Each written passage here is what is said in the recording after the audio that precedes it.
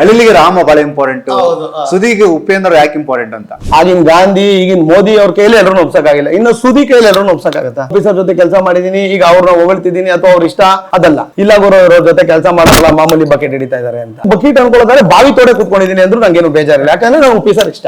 ಒಬ್ಬ ಸ್ಟಾರ್ ನ ಪ್ರೀತಿಸೋದು, ಅವ್ರ ಸ್ಟೈಲ್ ಮೇಂಟೈನ್ ಮಾಡೋದು, ಅವ್ರ ತರ ಬಟ್ಟೆ ಹಾಕೋದು. ಮೀರಾ ನಾ ತುಂಬಾ ವರ್ಷ ನೋಡ್ತೀನಿ, ನೀವು ಹಾಕೋ ಬಟ್ಟೆಗಳು ವಿಚಿತ್ರ. ಒಂದ್ಸತಿ ಕೆಲಸ ಮುಗಿಸ್ಕೊಂಡು ಮನೆಗೆ ಹೋಗ್ತಿದ್ದೆ, ಚಂದ್ರಲ್ಲಿ ಲೇಔಟ್ ನಮ್ಮ ಮನೆ, ನೈಟ್ 3 ಜನ ಫಾಲೋ ಮಾಡ್ತಾ ಇದ್ರು, ಗೊತ್ತಾಗೋಯ್ತು ಫಾಲೋ ಮಾಡ್ತಾವ್ರ ನನ್ನ ಅಂತ. ನಾನೇನ್ ಅನ್ಕೊಂಡೆ, ಅದೇ ರಾಬ್ರಿ ಗಿಬ್ರಿ ಮಾಡ್ತಾರಲ್ಲ, ನಾನೇ ಆಯ್ಕೋ ತಿಂತಾ ಇದ್ದೀನಿ. ಅಣ್ಣ ನನ್ನ ಹತ್ರ ಏನು ಇಲ್ಲ ಅಣ್ಣ, ಬೇಕಾದ್ರೆ ಎಲ್ಲ ಚೆಕ್ ಮಾಡ್ಕೊಳ್ಳಿ ಅಂತ. ಅವನು ಏಕ್ದಮ್ ಬೈದ್ಬಿಟ್ಟ ನನಗೆ. ನಾನು ಯಾವ್ದೋ ಫಿಗರ್ ಸಖತ್ತಾಗಳು ಒಬ್ಳೆ ಹೋಯ್ತಾಳೆ ಅಂತ ಬಂದಿದ್ದು. ಉಪೇಂದ್ರ ಫಿಲಂ ಬರಕ್ ಮುಂಚೆ ಸುದಿನೇ ಬೇರೆ, ಉಪೇಂದ್ರ ಬಂದ್ಮೇಲೆ ಸುದಿ ಬೇರೆ. ಚಂತರ ಅಂದ್ಬಿಟ್ರು ಬೇಜಾರಿಲ್ಲ, ಇದೇನ್ರಿ ನಿಮ್ ಹುಡುಗ ಹಿಂಗ್ ಓಡಾಡ್ತಾವನೆ ಅಂತ, ನಿಮ್ ಹುಡುಗ ಹೆಣ್ಣು ಹುಡುಗಿ ತರ ಯಾಕೆ ಆಡ್ತಾವನೆ ಅಂತ. ಮೀಸಗಟ್ಟ ಇಲ್ಲ, ಏನ್ ಕೇಳಿದ್ರು ಬರ್ತಿಲ್ಲ, ಆದ್ರೆ ನನ್ ಕೂತು ಕಟ್ ಮಾಡಕ್ ಇಷ್ಟ ಇಲ್ಲ.